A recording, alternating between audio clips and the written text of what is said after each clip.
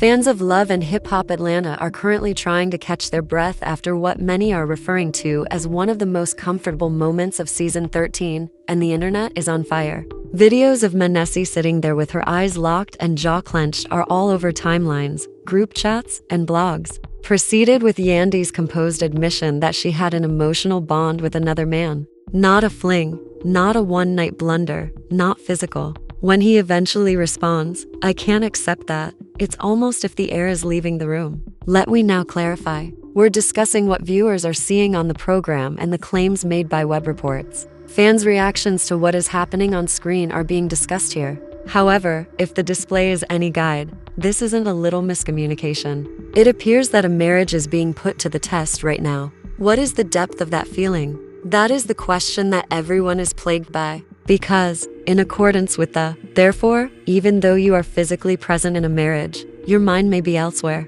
And feelings were running high when that confession came. Mendeecees, who has endured court cases, public scrutiny, and years of romance rumors, appears somewhat shaken all of a sudden. Seldom do fans see. His expression flashes with pride, sadness, and bewilderment all at once. Supporters are taken aback. This is karma, they say. Some maintain that it's honesty and growth. Next, there are some who think that something much greater than a mere emotional connection may be about to begin. Is this editing exclusive to reality TV? Is the plot hidden for the camera? Or will this crack ultimately reveal more serious problems? Is one of the marriages that the franchise talks about the most? Because you're not just watching drama. If this confession is genuine inside the show's framework, there is a fault line in this relationship. As Yandy's revelation becomes ingrained in the quiet, you can practically see Mendeecees' posture change as his jaw tightens, his shoulders become rigid, and the effortless energy that formerly characterized their dynamic vanishes. It feels like a public reckoning, not just a casual talk between a married couple. In light of what? The anxiety did not begin with that single sentence. It began with what viewers are viewing and what blogs are reporting online. For months, everything had been seething underneath carefully designed social media posts and fake grins. Earlier in the show, Mendeecees and a close buddy sat by the sea, attempting to look at ease. He discusses the persistent rumors that their marriage isn't as strong as they make it out to be, the pictures that are making the rounds from Greece, and the rumors. His tone is less confident than before, but he first claims that everything they've been saying is a lie. There is hesitation. There is uncertainty. Additionally, when his friend subtly displays the photos of Yandy standing a bit too near to a man abroad, something is flickering in his eyes. "I'm not," he continues, shaking his head. "I don't even know who that dude is." You can only learn that from her. It's not yet rage. It's a state of perplexity. It's the kind of perplexity that becomes irritated when responses don't arrive too quickly. In a different scenario, Yandy is seen sitting with one of her closest pals. Despite her calm exterior, she sounds vulnerable. She says, "I didn't sleep with anyone. I did, however, feel a connection. And I won't tell lies about that." As though being honest should lessen the impact, she says it. As if openness could take the place of treachery, her companion poses the obvious query. "How come you didn't inform him earlier?" Yandy hesitates. Because sometimes it's simpler to control your emotions in private than to blow up your entire world. This isn't the typical cheating scandal plot, which shocks fans. This isn't about secret or hotel rooms. Exposure of text messages. Something deeper and more elusive is at play here. A feeling of emotional connection that lay between longing and loneliness. And it hits differently because of that. The energy is high when they finally sit down to talk. Initially, there are long pauses rather than shouted shouting. Mendeecees gives her the impression that he is attempting to identify the woman on the other side of him. "You were physically present then?" When he continues softly, but mentally somewhere else, she nods and doesn't dispute it. And no scream sounds as loud as that nod.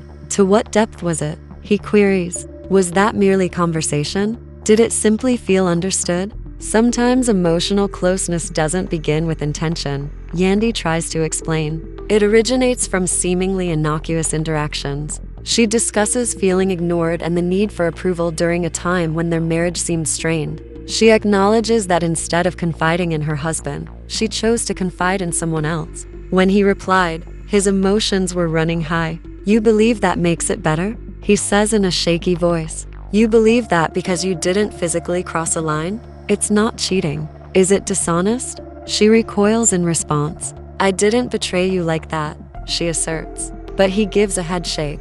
You cannot claim that you didn't love him in some manner. Everything changes as a result of that charge, because it is now about pride, possession, and the dread that in a different scene, their relatives begin to weigh in, with one saying, at least she was honest. Someone else emotionally connected with her in ways that he did not. Honesty after the fact doesn't erase the hurt, responds another. The family was split up. Some see this as a sign of progress, but others see it as the start of the end. Despite this, Mendeecees is still clearly uneasy, and he later admits in a solo. He acknowledges in the interview that he has made mistakes in the past and that he hasn't always been flawless. But he maintains that understanding his past doesn't make things any easier. I already did my dirt, he says quietly. Owned it, and I paid for it. But this feels different. His voice breaks a little, and for a brief moment, the tough exterior falters. Yandy, however, maintains that human relationships may not necessarily indicate that you wish to end your marriage. She calls it a wake-up call, saying, I realized what was missing between us, and it showed me the cracks we ignored, but viewers are divided. Some think she's accepting responsibility, while others think she's downplaying the harm. Voice notes of private discussions about a purported friendship that lasted longer than she first acknowledged are still making the rounds on blogs. The rumors stoke an already raging fire, but none of it has been verified beyond what is depicted on screen. At one point, Mendeecees approaches to her and asks, would you accept it if I did this to you? She pauses to catch her breath before responding. Since understanding doesn't instantly restore trust and eliminate envy, that response doesn't reassure him. Rather, it aggravates him. Honestly, no, but I would try to understand. Even a casual joke feels laden. A pleasant supper becomes awkward, and stillness becomes suspicious as the tension builds throughout the show. In a calm conversation, Mendeecees states bluntly, I can't accept that right now. Not shouting, not storming out, just I can't accept that right now. Fans are stunned by how quickly the atmosphere in their home changes from familiar to fragile. And then comes the moment that sets social media into overdrive, declaring that to be true, and that simple rejection has a greater impact than any dramatic departure ever could.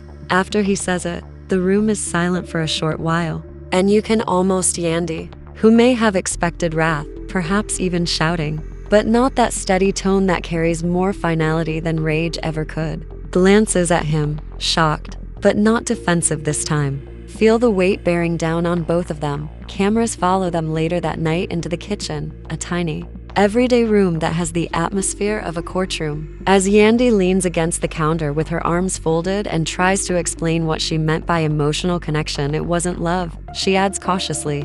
Mendeecees exclaims, so now you are alone in our marriage? With a brief, unfunny laugh. It was comfort. It was someone listening when I felt alone. Lands heavily because it calls into question not only her behavior, but also their entire foundation. She calmly replies, sometimes you can be married and still feel lonely. That statement alone causes another wave of internet emotions, with many being astounded by how candid it is. As video of that line went viral on social media, emotions were running high. Mendeecees opens up in a confessional in a way that feels unusual for him. Some viewers claim it's relatable, while others claim it's an excuse. He acknowledges that a significant aspect of his identity has always been pride. I don't like feeling played, he adds. I don't like feeling like someone else got access to what should be mine. That's my word once more. Beyond jealousy, it exposes a fear of losing control and of being emotionally, if not physically, replaced. In the meantime, Yandy gets up with a close buddy who is blunt about everything. Did you go too far? Her buddy asks bluntly, and Yandy pauses before responding. Perhaps emotionally, yes. The candor is both energizing and harmful, and you didn't consider how the buddy presses. Yandy looks down and says, I could handle it. I thought it would fade, Yandy says. But instead of fading, it intensified to the point where it was hard to ignore. Another dramatic turn of events occurs when it is alleged that Mendeecees may have voice messaged someone outside the marriage. He explains that those messages were sent out of frustration rather than passion, saying, I was angry. I needed to get it out. However, viewers don't miss the irony, since both of them are looking for emotional support. outlets outside of their partnership, but in different ways. During a heated affair, the family was split once more. One relative remarks, "At least she didn't cheat physically." Another lashes out emotionally. Cheating wounds deeper. You can see that Mendeecees is taking in every viewpoint, but none of it seems to calm them. His pride is damaged in a way that is difficult for reason to heal. In a particularly dramatic sequence he faces, she mentions the Greece pictures once more. "Why were you smiling like that?" he asks. "Because I was on vacation. Because I was trying to breathe." She shakes her head in frustration. He moves in closer, saying, "You don't smile like that with just anybody." She responds, saying, "You don't get to tell me how I smile." The disagreement is sharp, but not explosive. Word feels pointed.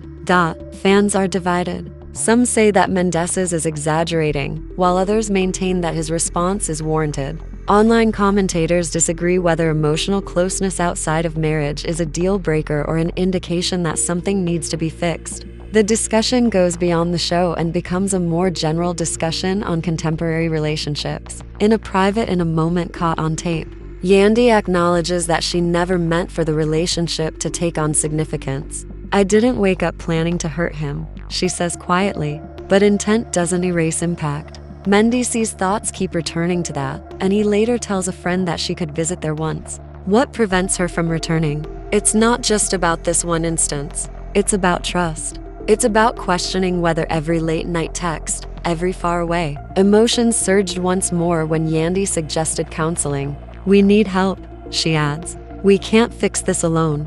The stare now has a hidden meaning. He gives her a look that combines fatigue and incredulity. He replies, "You needed help before you got emotionally involved," which stings and causes tears to well up in her eyes. Despite everything, neither of them leaves. Tension and resentment are undoubtedly present, but there is also history, years of shared experiences, kids, hardships, and triumphs that permeates every disagreement. In one quiet conversation, she reaches for his hand. As the tale progresses, he pauses but does not fully distance himself, a minor gesture that implies that beneath the fury, there is still attachment, something worth fighting for. Viewers are left wondering whether this emotional affair is a sign of deeper cracks or just a wake-up call. As the uncertainty thickens, although neither of them has announced the end of their marriage, the doubt between them feels more pressing than ever, leaving them both wondering how something invisible could cause so obvious harm. That apparent harm begins to manifest in the slightest ways. The following morning, cameras capture them strolling around the house like courteous strangers. There is no shouting, no dramatic storming out, just distance. That feels colder than rage. Yandy makes coffee and asks if he wants a cup. He says, "Good," without turning to face her. Two straightforward words, but they convey all the unresolved issues. In a confessional, fans are taken aback by her candor as she acknowledges that the quiet is worse than the fighting. "When he gets loud, at least I know he still cares enough to fight. That's when I get scared," she says. Mendeecees later meets up with another friend who doesn't hold back, so it's no longer just about the emotional connection. It's about whether their bond can withstand this kind of breakdown. He pauses before responding, "Yeah, I am." The friend asks bluntly, "Bro, are you embarrassed?" That admission is painful because it takes away the tough fod. "It's not even just that she spoke to someone," he adds. "It's that the world knows, the blogs know. People are staring at me like I lost control of my own house." His expression combines pride and vulnerability, and Yandy chooses to take on the narrative head-on. Determined to clarify her position before rumors get out of control, she invites a select group of close friends around. One friend thoughtfully inquires, "Did you fall for him?" Yandy shook her head. "I entered a place where I felt understood." The room falls silent. The family is split once more, and although that isn't the same as being in love, sometimes it begins when a friend confronts her. When Mendeecees abruptly enters the gathering, emotions are running hot. He had no intention of joining, but his curiosity draws him in, and the atmosphere immediately changes. He looks around the room and says, "So, the support group is this?" The comment isn't playful. It's loaded. Yandy stands up, defensive but trying to stay calm. "I'm just explaining my side." He responds, "Your side was intended to be." He brings up past sacrifices and the times he felt she stood by him in public, and she responds by bringing up times she felt emotionally abandoned. "You were here physically," she adds gently, and the tension increases as they start going over old scars, echoing what he said before. "But sometimes you weren't really there." That mirroring hurts. He takes a step back as though he's been hit. Another dramatic turn arises when a video of the man in Greece making hazy remarks about connections and personal development appears online.